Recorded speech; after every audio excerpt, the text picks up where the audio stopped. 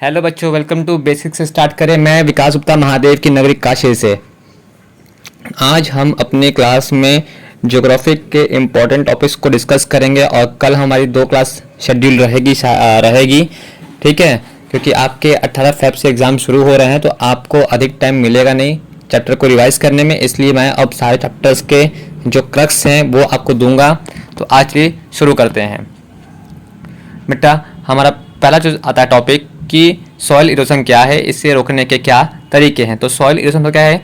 Soil erosion का मतलब ये होता है कि जो मिट्टी की लेयर होती है, ठीक है, उसका विनाश या उसका एक डिस्प्लेसमेंट जो कि एक स्थान से दूसरे स्थान पर हटती है। और ये एक प्राकृतिक प्रक्रिया है जिसमें जल, पवन और हिमनद जैसे बाह्य कारक मिट्टी के ऊपरी उपजाऊ परत को हटाकर ले जाते हैं। और यह प्रक्रिया कृषि और पर्यावरण दोनों के लिए गंभीर खतरा है क्योंकि ये भूमि की उर्वरता को कम कर देती है। ठीक है, और हाँ, जो लोग बच्चे इंग्लिश मीडियम के हैं वो इसका इंग्लिश वर्जन मैंने लिखा हुआ है, आप उसे पढ़ सकते हो।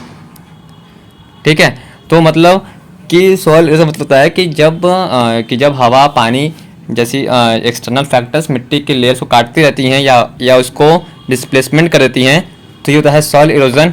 अब आते हैं हम इसे आगे पढ़ते कि इससे रोकने के क्या तरीके हैं। तो इसके रोकने के मेन तरीके जो हैं हमारे पास, मतलब जो मेन रीज़न कैसे होता है। ठीक है, पहला है कि पवन का मतलब कि जो पवन है, ठीक है, तो पवन का मतलब एयर इरोजन, ठीक है, water erosion, sheet erosion, rail erosion and गुल्ली इरोजन। अब कैसे काम करता है? तो जब पवन अपर होता है तो वो मरुस्थलीय और शुष्क दोनों क्षेत्रों में पवन मिट्टी को आ जाती है। मतलब कि चाहे वो डेजर्ट एरिया हो, चाहे वो एरिड रीजन्स हो, उन सब में हवा मिट्टी को उड़ाकर ले जाती है। मगर पानी के जरिए तो जब हैवी रन होता है, ठीक है, तो जिसके ज़रिए जो पानी होती है वो मिट्टी को काट कर बाहर जाती है। ठीक है, इसके कई तरीके हैं। तो अच्छा हाँ, याद रखना कि जो वाटर इरोजन है उसके कई तरीके हैं, जिसमें कि शीट इरोजन है, रेल इरोजन है और गुली इरोजन है। ठीक है, तो शीट में कि मिट्टी की लेयर का मतलब एक बहुत बड़े जगह से हट जाना होता है। ठीक है, रेल में छोटी छोटी नलियाँ बन जाती हैं और नलिका में रल के बड़े और गहरे होने से खड्डे मतलब गुलियों का निर्माण होता है। ठीक है, देन अब इसे रोकने के तरीके क्या क्या हमारे पास हैं। तो इसे हम रोक सकते हैं कैसे कि काउंटर प्लॉइंग करके, समुच्चय रेखीय जुताई करके, ठीक है, टेरेस फार्मिंग करके यानी सीढ़ीदार खेत बना करके, सीढ़ीदार खेत बना करके, पट्टी कृषि यानी कि स्ट्रिप कृषि से, वृक्षारोपण और शेल्टर्स बनाकर, ठीक है, गेजिंग मैनेजमेंट से और रेगुलेटेड माइनिंग एंड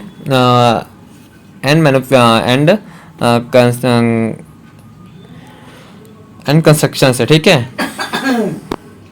देन समुच्चय रेखी करता है।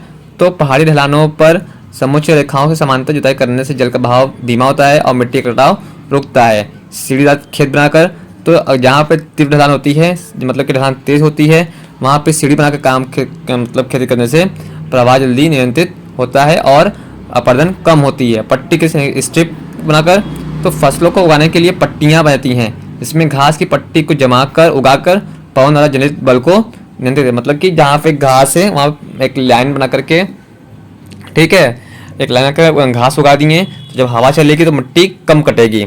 ठीक है, एफॉरेस्टेशन एंड शेल्टर्स बनाकर, तो वृक्षारोपण में अधिक से अधिक पेड़ लगाने से उनकी जड़ें मिट्टी को जकड़ कर रखती हैं और शेल्टर बनाकर रखने से सूखे क्षेत्रों में खेती के चारों और वृक्षों के कतारें लगाने से हवा की गति धीमी होती है जिससे कि मिट्टी का पतन कम होता है।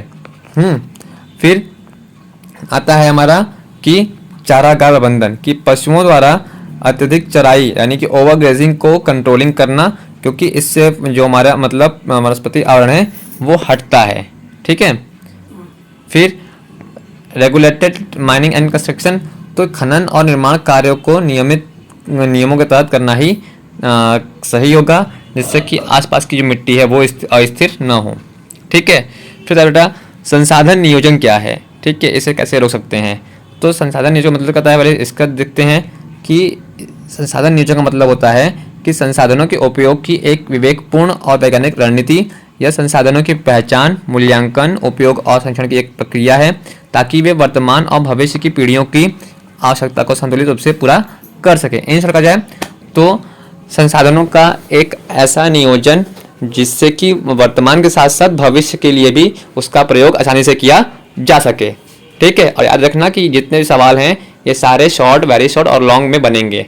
हालांकि मैंने इन सब को लॉन्ग में डिस्कस करने की कोशिश की है। अगर आपने ढंग से लॉन्ग को तैयारी कर लिया तो शायद नहीं, मतलब काफ़ी हद तक आप शॉर्ट और वेरी शॉर्ट भी कर ले जाओगे। देन अब इस जो रिसोर्स प्लानिंग है उसको कैसे करते हैं, तो देखो ये है रिसोर्स प्लानिंग का है। ठीक है, ये डायग्राम में आप इसको देख सकते हो। तो इसमें मैन्युफैक्चरिंग है, जैसे कि रिसोर्स में है मैन्युफैक्चरिंग है, देन इन्वेंट्री मैनेजमेंट है, देन डिस्ट्रीब्यूशन है, देन परचेजिंग है, देन अकाउंटिंग फाइनेंस है, देन ह्यूमन रिसोर्स है, देन कस्टमर रिलेशनशिप मैनेजमेंट है एंड देन सेल्स है। ठीक है, तो ऐसे ही तो जो संसाधन नियोजन जो कि रिसोर्स प्लानिंग है उसमें 3 चीज़ें होती हैं। पहला identification of and inventory of resources, resource का आइडेंटिफिकेशन करना और उनकी लिस्ट बनाना या इन्वेंट्री बनाना। ठीक है, डेवलपिंग प्लानिंग इंस्ट्रक्चर, एक प्लान तैयार करना, संसाधन विकास योजना और राष्ट्रीय विकास योजनाओं के बीच तालमेल बनाना, मतलब कि matching resource development plans with national development plans. इसमें तो होता क्या हमारे साथ जल्दी कि संसाधन की पहचान करना और सूची बनाना। तो इसमें करते क्या है कि हम लोग सर्वे करते हैं, ठीक है, मैपिंग करते हैं और जो रिसोर्स हैं उसकी क्वालिटी तथा उसके क्वांटिटी का भी हम लोग उसमें मतलब इवैल्यूएशन मतलब करते हैं। ठीक है, असेसिंग करते हैं। फिर योजना तैयार करना, किसमें टेक्निकल स्किल्स, ठीक है, इंफॉर्मेशन मतलब टेक्नोलॉजी, देन संस्थागत सेटअप का उपयोग करते हुए विकास की योजना को लागू करना होता है। ठीक है, संसाधन विकास योजना और राष्ट्रीय विकास योजना के बीच तालमेल रखना। तो ये मतलब एश्योर करता है कि संसाधन विकास देश के समग्र विकास के लक्ष्यों के अनुरूप हो। ठीक है, फिर अभी ज़रूरी क्यों है, ठीक है, रिसोर्स प्लानिंग ज़रूरी क्यों है, तो ये संसाधनों का असमान वितरण उसके ज़रूरी है, संसाधन का विवेकपूर्ण उपयोग, ठीक है, सस्टेनेबल डेवलपमेंट हो और एनवायरनमेंट प्रोटेक्शन हो। तो संसाधन का असमान वितरण क्या है यहाँ पर, तो संसाधनों के असमान वितरण की जैसे कुछ देशों में भारत जैसे देश में कुछ संसाधन क्षेत्रीय रूप से केंद्रित हैं, जैसे झारखंड में कोयला, जबकि अन्य क्षेत्रों में की कमी है। ठीक है, और नियोजन इसे इन कमी को दूर किया जा सकता है। देन संसाधनों का विवेकपूर्ण मतलब उपयोग, तो संसाधन का अत्यधिक यानी ओवर एक्सप्लॉयटेशन पर्यावरणीय समस्याएं और सामाजिक आर्थिक संकट पैदा करती हैं जो करता है। ठीक है, तो संसाधन से बर्बादी वेस्टेज रुकती है। सस्टेनेबल डेवलपमेंट में तो ये मतलब एश्योर करता है कि जो रिसोर्स हैं उनका इस्तेमाल इस तरह से हो कि प्रेजेंट के साथ साथ हम अपने जो मतलब आने वाली पीढ़ी है, ठीक है, जो फ्यूचर की जनरेशन है उनके लिए भी सेफली उसको रख सकें। देन पर्यावरणीय संरक्षण, तो नियोजन से प्रदूषण और भूस्खलन जैसी समस्याओं पर नियंत्रण पाया जा सकता है। मतलब कि जो प्लानिंग है उससे पॉल्यूशन पे और सॉइल इरोशन जैसी चीज़ों पे भी हम लोग कंट्रोलिंग कर सकते हैं। ठीक है, ये है हमारे सस्टेनेबल गोल्स में है, आप इसको एक बार पढ़ लेना। हालांकि जल्दी पूछता नहीं है मगर कभी कभी पूछ सकता है। ठीक है, अब हमारा अगला टॉपिक है कि जैव विविधता क्या है। ठीक है, मानव में क्या महत्व है, कि बायोडाइवर्सिटी क्या है। तो बायोडाइवर्सिटी जो होती है उसका मतलब होता है कि पृथ्वी पर यानी कि अर्थ पर मौजूद जीवन में पाई जाने वाली विशाल विविधता, भिन्नता और परिवर्तनशीलता, ये 3 स्तर मौजूद होती है, 3 लेयर पे। पहला जेनेटिक, दूसरा है स्पेसिस और तीसरा है इकोसिस्टम डाइवर्सिटी। तो जो जेनेटिक होती है उसमें एक ही प्रजाति के जीवों के जीनों में मतलब विभिन्नता होती है। ठीक है, और प्रजाति में स्पेसिस में तो किसी एरिया में मौजूद अलग अलग प्रकार की जो प्रजाति होती हैं, पादप है, जंतु हैं, वो पाए जाते हैं।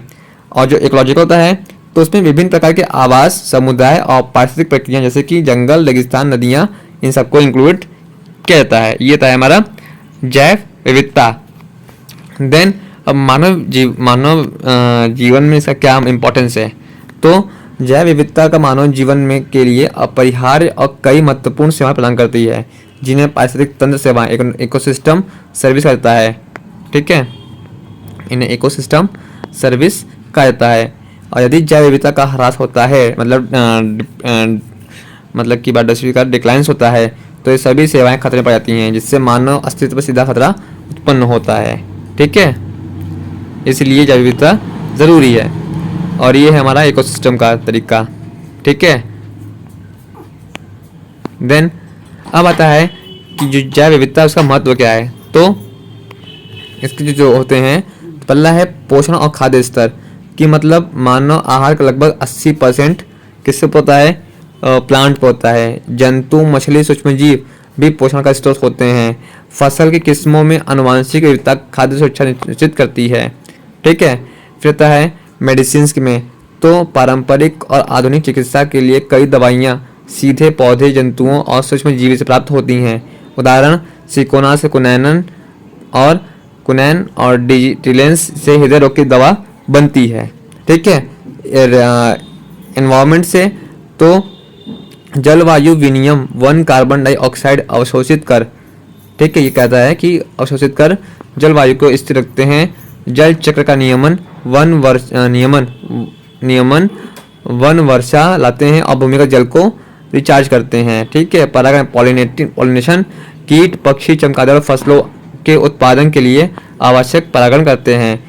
मृदा निर्माण और उर्वरता, सूक्ष्म जीव जैविक पदार्थों को विघटित कर मृदा को उपजाऊ बनाते हैं। ठीक है, फिर सांस्कृतिक और सौंदर्यपरक मूल्य, तो पर्यटन मतलब कि ये टूरिस्ट को, एंटरटेनमेंट को और इकोलॉजिकल एनवायरनमेंट का जो होता है उसका बेस होता है। और एक कई कल्चर और धर्मों में पौधे और जीवों का विशेष महत्व होता है। ठीक है, ये है हमारा इसका इंग्लिश वर्जन, आप इसको भी देख सकते हो। और हाँ, इसके आप लोग नोट्स चाहो तो बना ले, मगर टाइम नहीं है, आप इसको बस लेकर पढ़ते जाना। मैं टेलीग्राम पर इसके सारे मतलब नोट्स प्रोवाइड कर दूंगा। ठीक है, फिर अगली टॉपिक बना जाता है कि वन फॉरेस्ट कंजर्वेशन क्या है। ठीक है, तो ये हर साल पूछता भी है, ये उसको मार्क कर लेना, ये 3 स्टार में। ठीक है, तो फॉरेस्ट कंजर्वेशन का मतलब होता है कि वनों का सावधानी पूर्वक प्रबंधन और सुरक्षा। इसका उद्देश्य वनों के स्वास्थ्य, उत्पादकता और जैविक विविधता को बनाए रखना और उनके निरंतर लाभों इकोनॉमिक, सोशल और एनवायरमेंटल को इंश्योर करना होता है। ठीक है, और आता है कि वन संरक्षण में कौन कौन सी गतिविधियाँ शामिल होती हैं, तो इसमें बहुत सारे हैं। पहला है वनों के कटाई पर नियंत्रण। ठीक है, दूसरा है वनों का सतत उपयोग, तीसरा है पुनर्वन रोपण और वनीकरण, और वन्य जीवों के आवास की सुरक्षा,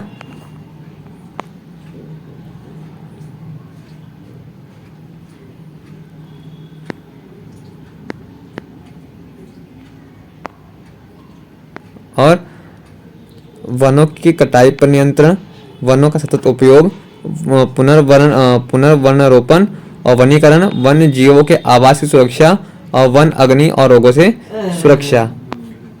ठीक है, तो वन की कटाई पर नियंत्रण, तो ये अवैध और अनियंत्रित वृक्ष कटाई को रोकना। ठीक है, यानी जो इलीगल हो रहे हैं। ठीक है, और कटे हुए स्थानों पर नए पेड़ लगाना और गैर वन भूमि को वन में परिवर्तित कर देना।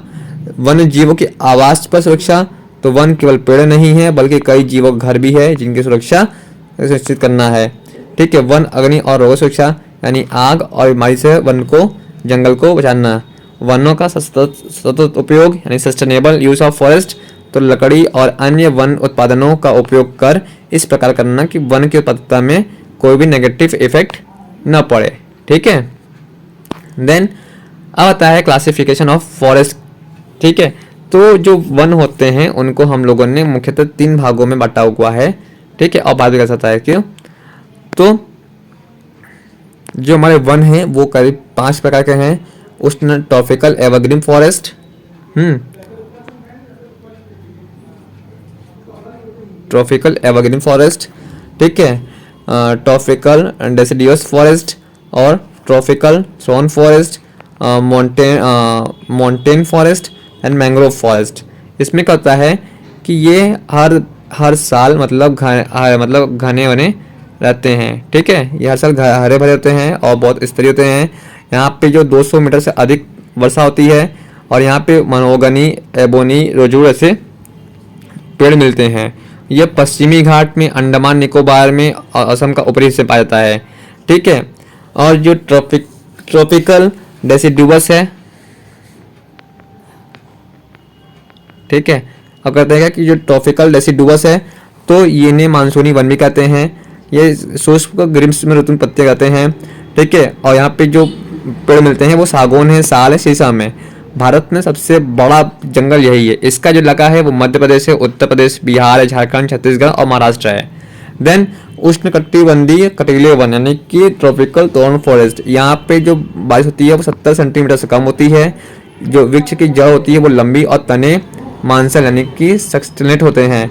और यहाँ पे जो पेड़ मिलते हैं वो बबूल है, खजूर है, कैक्टस है। और इनका जो एरिया है मिलने का वो गुजरात, राजस्थान, हरियाणा, मध्य प्रदेश और छत्तीसगढ़ का सूखा हुआ इलाका। ठीक है, पर्वतीय वन तो ये ऊंचाई के अनुसार वनस्पति में परिवर्तन जैसे कि तापमान में परिवर्तन। ठीक है, यहाँ पर 1500 से 3000 मीटर पर शंकुधारी कॉन्फ्रियस वन मिलते हैं जिसमें कि देवदार और चीड़ जैसे पेड़ मिलते हैं। 3000 मीटर से अधिक पर अल्पाइन का जो पेड़ होता है वो मिलता है। देन और इसका जो इलाका है वो जम्मू कश्मीर, हिमाचल प्रदेश, उत्तराखंड और सिक्किम और साथ ही साथ अरुणाचल प्रदेश भी है। ठीक है, फिर मैंग्रोव वन तो ये ज्वार भाटा प्रभावित इलाकों पाए जाते हैं। वृक्षों की जड़ें जल में डूबी रहती हैं और इन्हें अद्वितीय बनाती हैं।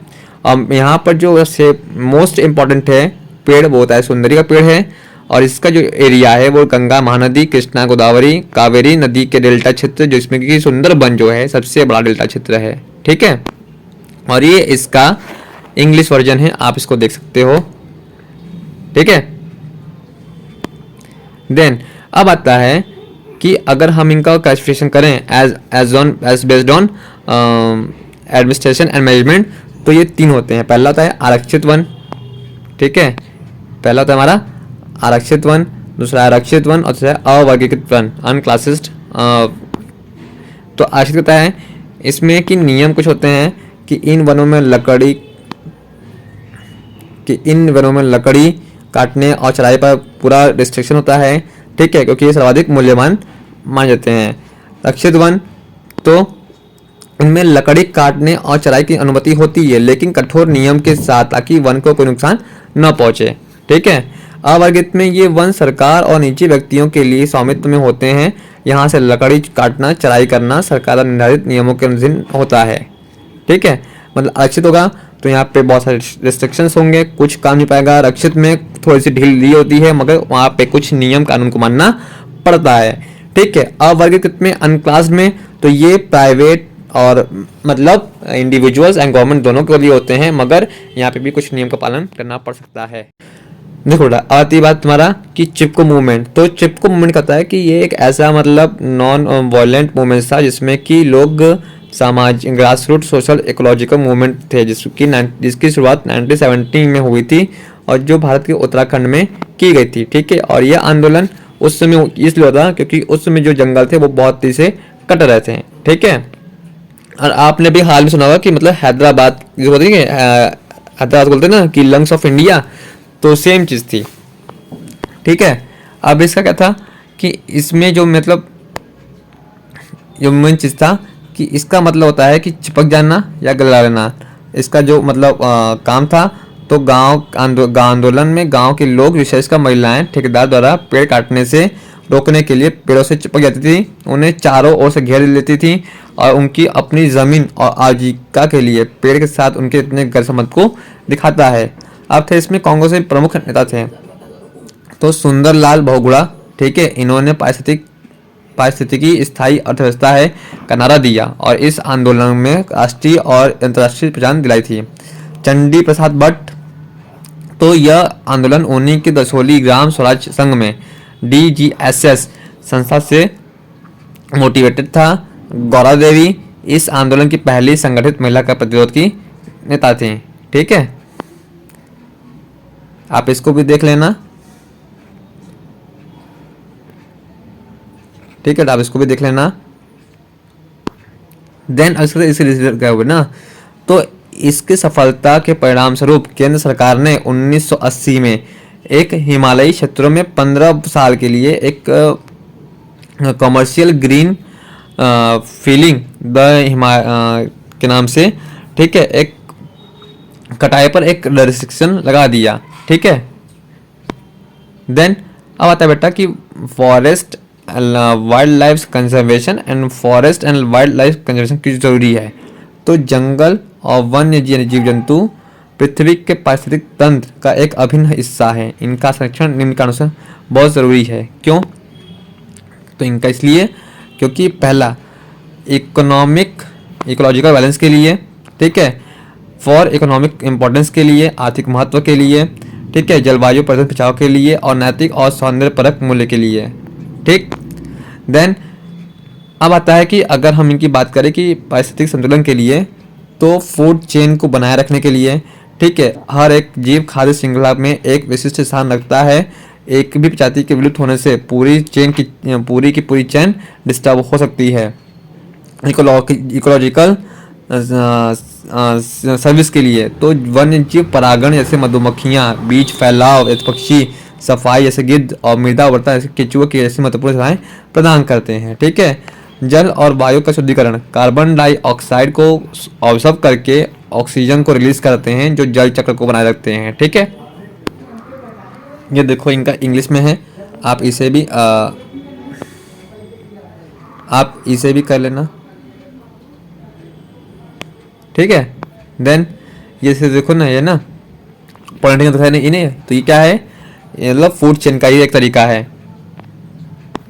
देन इकोलॉजिकल वैल्यू, तो इको टूरिज्म के लिए नेशनल पार्क है, तो वाइल्ड लाइफ सेंचुरीज है, और जो फॉरेस्ट एरिया है वो टूरिस्ट का एक बड़ा सोर्स है जो कि लोकल और नेशनल इकोनॉमिक्स को सपोर्ट करते हैं। रिसोर्स, यहाँ से हमें लकड़ी, गोंद, लाख, ठीक है, मेडिसिन जैसे पेड़ मिलते हैं जो ईंधन जैसे अनमोल का संसाधन प्रदान करते हैं। रिसर्च के लिए जंगल, पेड़ पौधे और जीवों में कई आनुवंशिक गुण छिपे होते हैं जिनका उपयोग कृषि और चिकित्सा के क्षेत्र में अनुसंधान के लिए किया जाता है। ठीक है, आप इसको भी इंग्लिश से देख लेना, वीडियो को पॉज करके बाद देख लेना आप लोग।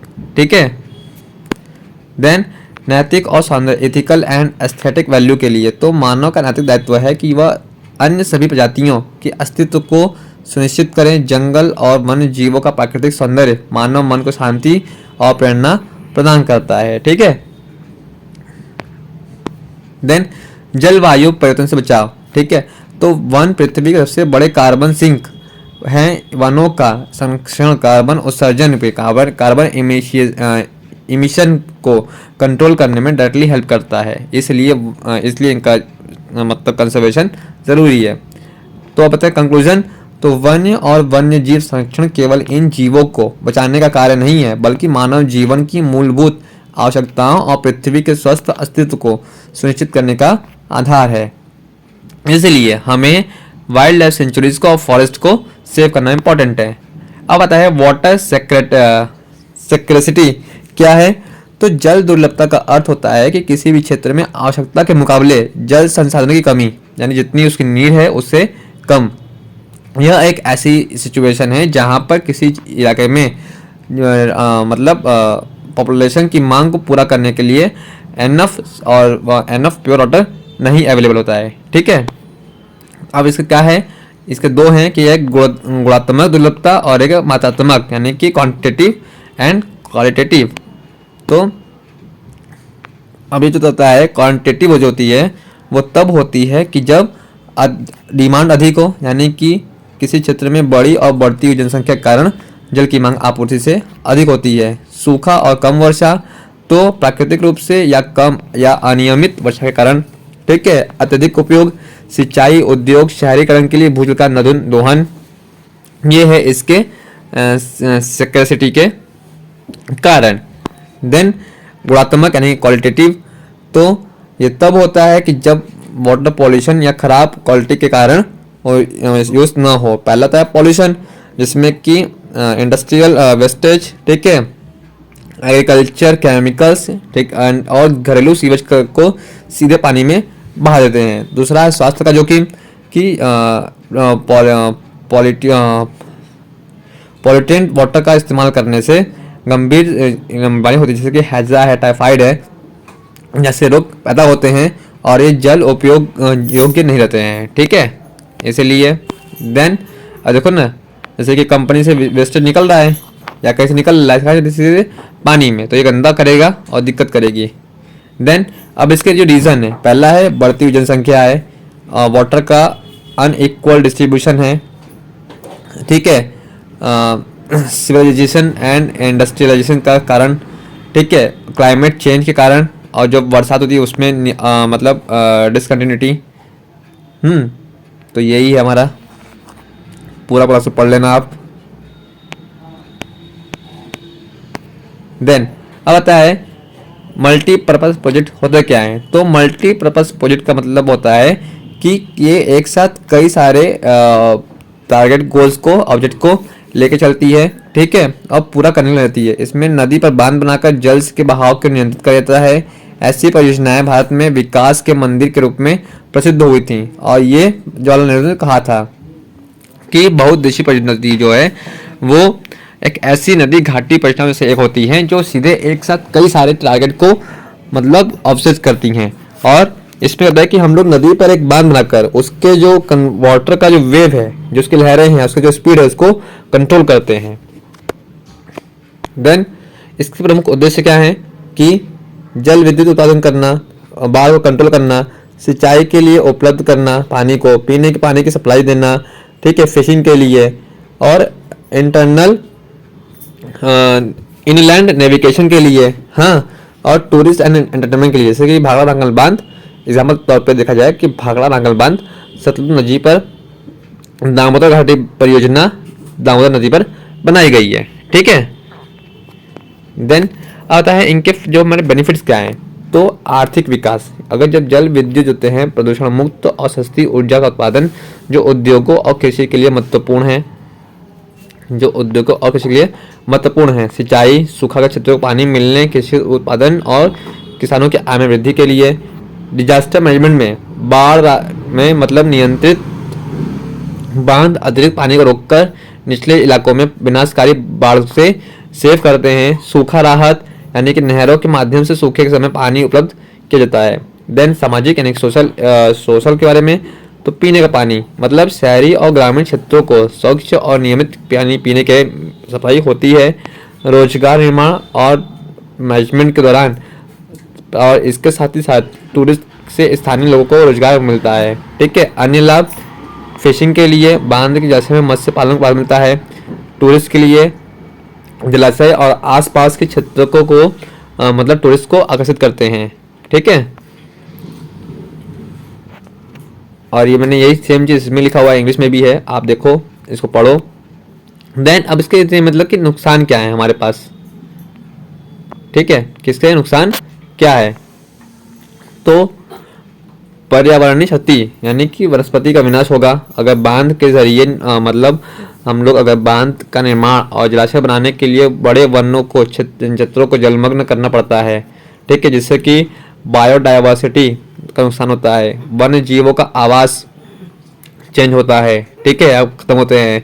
मिट्टी का अपरदन यानी जलाशय के तल पर अत्यधिक गाद यानी स्टील जहाँ से जल जीवन और बांध की आयु में कम होती है।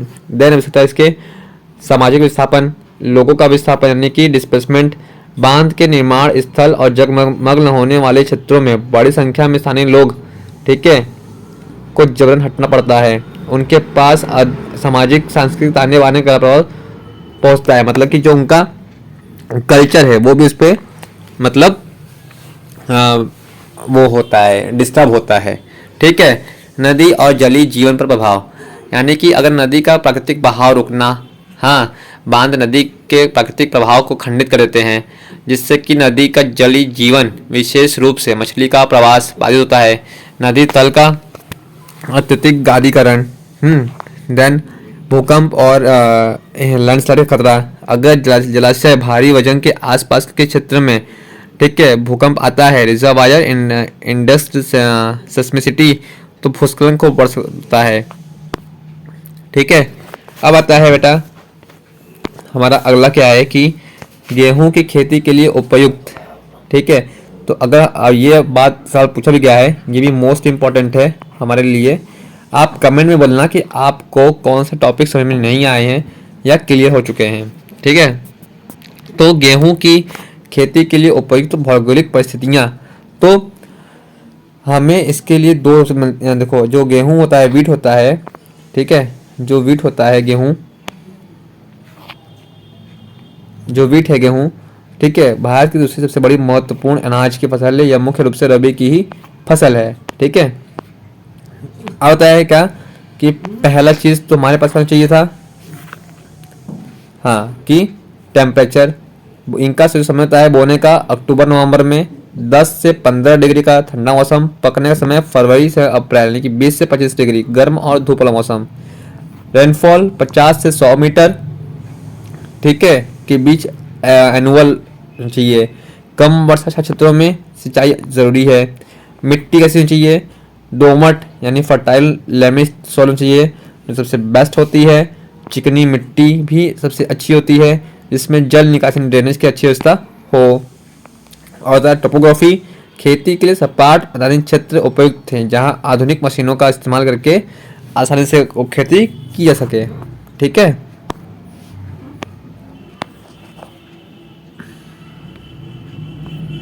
देन अब आता है गेहूं के लिए मुख्य उत्पादक क्षेत्र। तो इसके जो बहुत तरीके जो क्षेत्र हैं, गंगा सतलज का जो मैदान है, गंगा सतलज मैदान, जिसमें कि उत्तर प्रदेश है, पंजाब है, हरियाणा और राजस्थान है। ये उत्तर प्रदेश भारत का सबसे बड़ा गेहूं उत्पादक राज्य है। ये यहाँ से आपको एमसीक्यू में क्वेश्चन डायरेक्टली मिलते हैं कभी कभी। पंजाब अत्यधिक उत्पादकता वाला प्रमुख क्षेत्र है, ठीक है। उच्च उत्पादकता के साथ महत्वपूर्ण योगदान करता है कौन? हरियाणा। राजस्थान सिंचाई क्षेत्र में है, ठीक है। फिर पश्चिमी और उत्तरी भारत में तो मध्य प्रदेश, मालवा का क्षेत्र और नर्मदा घाटी इसके लिए। बिहार में गंगा के मैदानी इलाकों में गेहूं खेती होती है, ठीक है। आप इसको देख लेना, आपको ये मिल जाएंगे।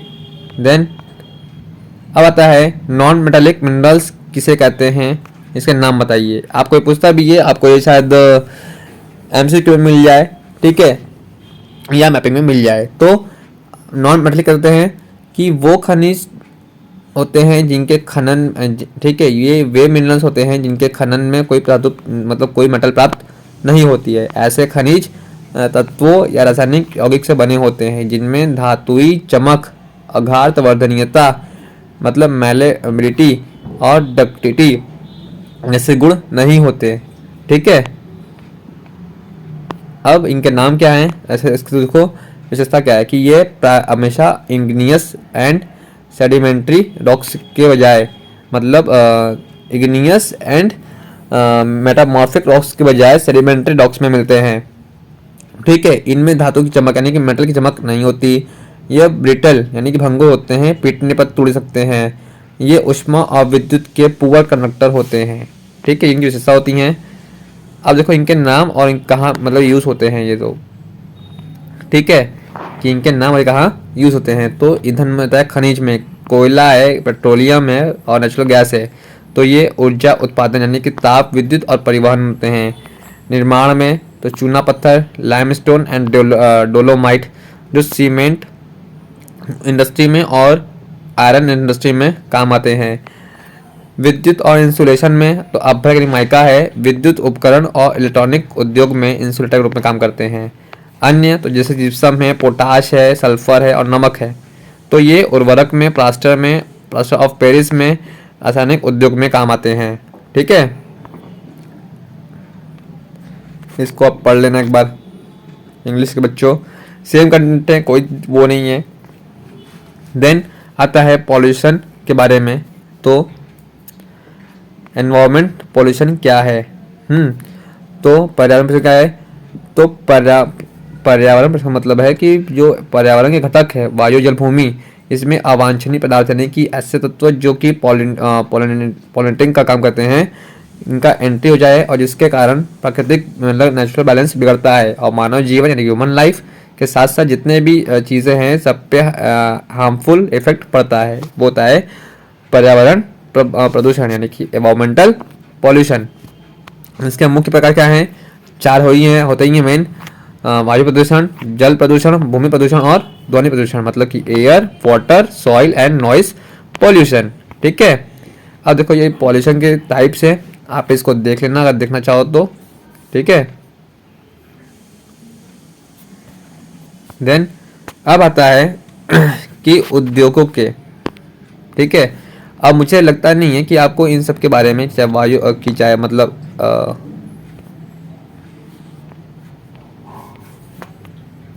कि एयर पॉल्यूशन के बारे में, ठीक है, कि air pollution, water pollution, land प्रदूषण, सॉइल प्रदूषण एंड नॉइस पॉल्यूशन को बताना पड़ेगा। आप इसको लिख सकते हो अपनी भाषा में भी। अब उद्योगों के का भारत पर पड़ने होने वाले प्रभाव का विस्तार से वर्णन करें कि जो इंडस्ट्री हैं उनका इंडिया में के एनवायरमेंट पे क्या असर पड़ रहा है, उसका हमें एक्सप्लेनेशन करना है, उसको डिटेल में डिस्कस करना है। ये भी कुछ खास क्वेश्चन नहीं है, यहाँ से सवाल बनते हैं और इनफैक्ट बनते आए हैं और बनेंगे भी। तो हम लोग इसको जितना हो सके जल्दी जल्दी कवर करेंगे, क्योंकि अब हमें आधे से 1 घंटे में सवाल ख़त्म करते हुए आपको उतनी चीज़ें डिलीवर करनी है जितनी आपके एग्जाम में काम आ जाए। ठीक है, तो उद्योग किसी भी देश का अर्थव्यवस्था के रीढ़ होते हैं। ठीक है, इंडस्ट्री किसी भी देश की अर्थव्यवस्था के बैकबोन होते हैं, लेकिन वे भारत के पर्यावरण पर निम्नलिखित प्रभाव डालते हैं। अब कौन कौन से देख लेते हैं। ठीक है, पहला है एयर पॉल्यूशन।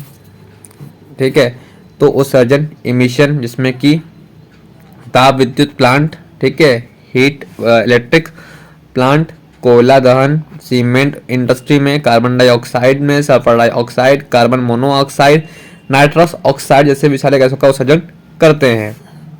ठीक है, कणिकीय पदार्थ यानी कि पार्टिकुलेट मैटर, धूल, धुआं, राख, सूक्ष्म कण। ठीक है, PM2.5, PM10, ब्रीथिंग संबंधी गंभीर रोग जैसे कि एस्थमा, फेफड़ों का कैंसर जैसे बनता है।